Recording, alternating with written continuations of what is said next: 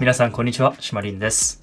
私はですね、2019年の4月からアメリカのここニューヨークに住み始めてですね、現在4年目となるんですけれども、ここまでですね、アメリカに住んできて、海外で生活をしてみて、私自身変わったことなどについてですね、たくさんありますのでお話ししていこうかなと思います。まず一つ目、自分自身のことからお話ししていきたいんですけれども、とにかくマイペースになりました。はい、長蛇の列をね、ダラダラ対応してる人とか、集合時間に全く来ない時間にルーズな人とかね、いろいろあるんですよ。ただね、こっちもそっち側に立たないとこっちがもうねイライラしてきちゃってストレスが変えるだけなので、もうそっち側に立って自分もマイペースになった方が楽だよねっていう感じです。逆にこれになれることができない人っていうのはちょっと海外向いてないかもしれないですね。とりあえずいたらなれるんですけど、やっぱりね、日本と比べたら時間にルーズなのは結構あるんじゃないかなと思います。いろんな、どこの国行ってもね、日本本当に時間に厳しいですしね、5分前行動とかいうやつね、私すごい嫌いだったんですけども、それがね、いい方向に動いてるんじゃないかなと私的には思ってるんですけどね。そういう時間にルーズになる、マイペースになるっていうのが自分自身の変わったところの一つ目かなと思います。で、二つ目ですね。他の国とか他の地域に引っ越したいっていう、引っ越すことに対する抵抗がなくなるんですよ。なので本当この時期はここに住んで、この時期はここに住んでみたいなのでも全然大丈夫になると思います。逆にどっかしらに行きたくなっちゃうんですよ。旅行じゃなくて住みたくなっちゃうんですよ。ただどこ行ってもね、どうにかなるだろうっていう精神がありますので、そのどうにかなるだろう精神があるからこそそういうことが言えるのかもしれないですね。あと続いてですね、すぐに新しい景色を見たくなるっていうのがあるんですけどもちょっとそれは私が希少なのかもしれないんですけども、やっぱりね、一度新しい世界を見ちゃうとさらにもっと見たくなっちゃうんですよね。依存症みたいですよね。一個新しいこと見たらさらに新しいことを見たくなっちゃうみたいな。私日本いた頃から結構そういうのが多くて、特に電子機器ですよね。新しいのが出たら新しいのが欲しいみたいになっちゃうんですよ。なのでそこは自分自身そもそものお話かもしれないんですけどね、そういうことがありました。ちなみに iPhone 14出ましたけど買ってます。はい。今回はマグセーフを使いたかったので、これ対応のシュピゲンのケースを購入しました。これを使ってね、ビデオブログも撮っていきたいなと思うので、今日が9月の26日なんですけども、明日ちょっとニュージャージーにね、スポーツ観戦をしに行くので、そこでビデオブログを撮っていきたいなと思います。そのお話を置いといてですね、本当日本にいた頃ってどっかに引っ越したいっていうのはなかったんですよ。今自分のいるところで何かしら自分で見つけてみたいな。なので旅行ベースですよね。どっかに住むんじゃなくて旅行ベースで考えてたんですよ。ただ今は本当にさっきも言ったように全然引っ越してもいいよみたいな感じなのではい、そういうこともありますね。ただ日本にいた頃は本当にアメリカの大学に行きたいと思ってたので、今回は本当にいいチャンスで来れたのかなと思ってます。ただね、アメリカの大学行きたいとは言ってたんですけども、引っ越しとかそういうの全く考えてなくて、本当にね、そういうちょっと偏った考え方なので、アメリカの大学行きたい、でも引っ越しは考えてないみたいな、そういうわけのわかんないことが私の頭の中で起きてたんですけども、ただ、こっちに来てから旅行もいっぱい行きましたし、こっちに住むっていう経験をしたからこそ、旅行と住むことの違いとか、あとは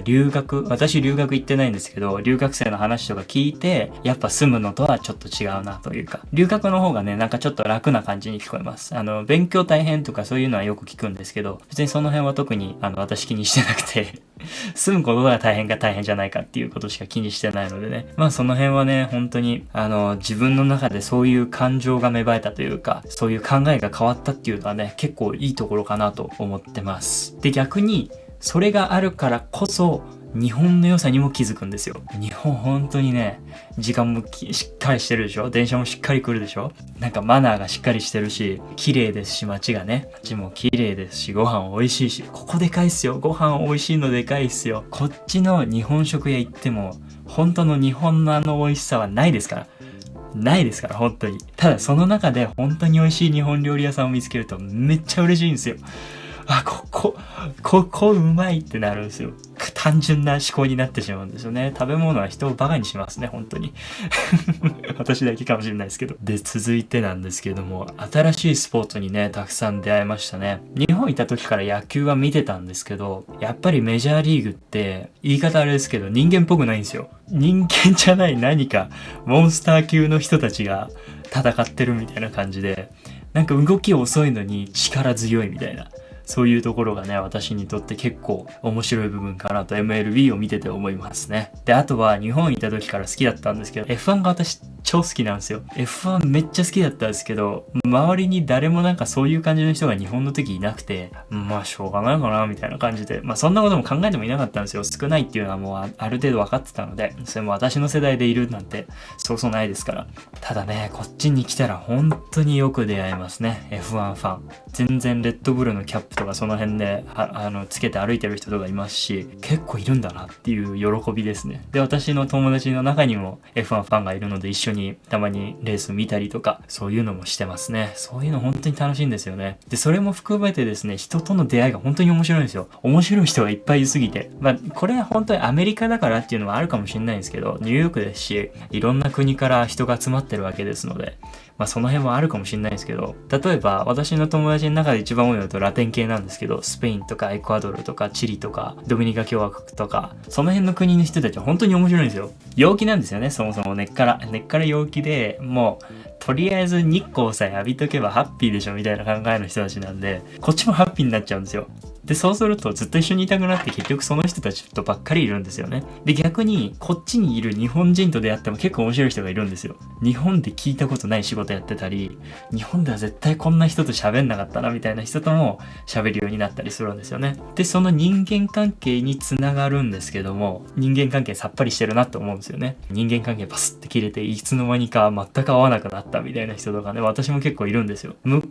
こうが仲良くしてこようと思ってもなんかこっちが別に仲良くしたいって思わない時とかあるじゃないですか。そういう時とかは本当にもう一瞬でサッとなくなります。自分がちょっと嫌なオーラでも出したらサッとなくなります。結構楽なんですよ。なので私的にはそれがお気に入りというか、自分としてすごい楽なので気遣いしすぎなくてもいいですし、そういう嫌な人とか距離取りやすいので、そういう面は本当にいいですし、周りにあの人ちょっと嫌なんだよねみたいなことを言うと、本当にその周りの理解も早いんですよ。なのでその辺はやっぱりいいなと思いますね。で、またちょっと話変わるんですけど、思考に制限をかけないで何でも考えられるっていうことが私の中で変わって、本当に思考の何も邪魔せず自分の考えたいことだけをバーンって考えて、それをアイデアとして友達とかに出して、それも交えながら考えられるので、本当にね、これ言ったらダメかな、これやっちゃダメかな、これやりすぎかなみたいな、周りのことを基本考えるじゃないですか。やっぱり日本人と話してたり日本で暮らしてたらやっぱり考えちゃうじゃないですか。なんですけどやっぱりね、こっち来てから、文化の違いとか宗教の違いとかもいろいろあるんですけど、そういうのを基本認める国なわけですから、特に私の大学ね、いろんな人種混ざってるので、そういうところはね、本当にいいですね。ロジックも何でもないアイデアもとりあえず混ぜて、で最終的な結果としてそれをロジックに変えてくれるんですよ。チームでやってるから。それはね、本当にいいなと思って、その辺はね、いい意味で結構自己中な考え方というか思考を持てるっていうのがね、いいなと思いますね。なので本当に全然ぶっ飛んだアイデアとかもね、気兼ねなく出せるっていうのはちょっと日本とは違うかなと思いますね。ただ私ね、個人的に結構変なやつだったんですよ。多分自分でもあんま気づいてないし、周りの人からちょっと関係が近くなった人から見て、やっぱちょっと変な人だなと思われる感じなので、わかんないですよ。この YouTube 見てる人たちからしても結構変な人に見えてるかもしれないんですけど、私が基本的に変なアイデア出すんですよ。変なアイデアっていうかぶっ飛んだアイデアを出すと基本否定されるか、あとは潰されるか、あとは面白がられるかのこの3つなんですよ、基本的に。なのでね、やっぱこっち来てそれを認められるってなると自己肯定感が上がっていくんですよね。いいですよね。ただ逆に自己肯定感が低い人が来たら自己肯定感上がるかって聞かれるとそうではないんですよね。治るみたいな感じにちょっと今の話だと聞こえたかもしれないんですけど、全くそんなことなくて、結構自己肯定感ない人っていうんだ、シンプルにもうボンボンボンボン潰れていくんですよ。なんでかっていうと、そのぶっ飛んだ間も出さないから。なので、本当ある程度の自己肯定感。大体ね、ある程度、3分の1くらいの自己肯定感さえあればどうにかなると思うんですよ。ちなみに私、自己肯定感3分の3くらいなので、ほぼ 100% で生きてますので。なので、まあ、これくらいのぶっ飛んだ思考があれば何にも怖くないですよ。ただね、一個だけ怖いのがあったんですよ。アメリカに住んでて一番怖いと思ったこと。来て2、3ヶ月かな、ニューヨークシティの方に行って、そしたらハンドガンを腰につけてるトラック運転手がいたんですよ。もうそれ見て、やばーと思って。超怖くてね、本当に銃に触れたことがないじゃないですか、日本人って基本。普通の人だったら銃に触れたことないから、実際の銃を目の前に見て腰に普通についてるんですよ。見えるところに。あれが違法なのかどうなのかはちょっとよくわかんないですけど、思いっきり見えるところに銃がついてて、なんかね、ほんと一瞬おもちゃに見えちゃって、それがさらに怖いなと思ってね。本物の銃がおもちゃに見えると本当に怖いですからね。ちょっと休憩入ります。はい。で、ちなみに続いてなんですけども、治安の悪い場所についてなんですけどもね、自分の感覚でなんとなくわかるようになるんですよ、これが。旅行とか行って、ちょっと治安悪いところだなーって思う感覚とはまたちょっと違った怖さというか、感じ方をするんですよね。これはね、ほんと数ヶ月住むだけでわかるようになるんですけど、治安が悪いように見えても、あんまり悪くないところとか、あとは治安が良さそうに見えても、意外と治安が悪いところとか、そういうところがあるじゃないですか。それをね、見分けられるようになるんですよ。その見分けがつくまでは、やっぱり数ヶ月は必要だなっていうのが私の考えなんですけどもね。はい。まあ、これは本当にアメリカに限ったことではないんですけど、日本に比べたらね、やっぱり普通に治安が悪いところとか、あとは数ブロック先に行っただけでめっちゃ治安が悪いところとかね、本当に行っちゃダメだよみたいな、いう地域があるみたいなところもアメリカだとよくありますね。そういう治安が悪いところっていうのは基本的にやばい薬ですね。やってる人が集まった場所なんで、本当にウォーキングデッドみたいな。多分ね、ツイッターで探すとね、いっぱい出てくるんですよ。そういうウォーキングデッドみたいな街を車でさーっと走ってるみたいな。そういうのがあって、本当にね、ゾンビの街じゃないかっていうのがツイッターで一回流れてきたことがあって、ニューヨークもね、あるんですけど、全く近づいたことがありません。近づきたいとも思ったことがないのでね。あとは、過激なホームレスがいる街。すごい、ずっと争ってるような街があるんですけど、そういう地域もありますし、あとはね、本当に頻繁に銃撃戦が起こるところとか、そういうのも結構ありますので、その辺はね、注意した方がいいです。自分の変わったところを話してるので注意した方がいいですっていうわけのわかんない終わり方になっちゃったんですけども、まあそんな感じで自分自身のことについてはこの辺にしたいなと思います。で、結構多くの方が気になってるであろう英語についての話をしていきたいんですけども、これはね、本当に日本の受験英語がいかに会話で使えないかがよーくわかりますよ。本当にこんな表現使わないでしょみたいな。で、ただね、会話はできないんですけど、読み書きは意外とアメリカの人たちよりも優れてるなっていうのは感じますよ。アジア人全般なんですけど、東アジアの人たちは読み書きは全然アメリカの人より優れてます。はい。で、会話ができないので、やっぱり来てすぐはスラング知らない。全くわからない。突拍子もない単語が全く違う単語の意味として使われてるんですよね。もうね、初めてノーキャップって聞いた時に何でノーキャップって思って、何帽子ないから何だろうみたいな感じなんですけど、会話の中でノーキャップって言うんですよ。あとキャップ、ノーキャップの逆のキャップもあるんですけど、なんで帽子なのみたいな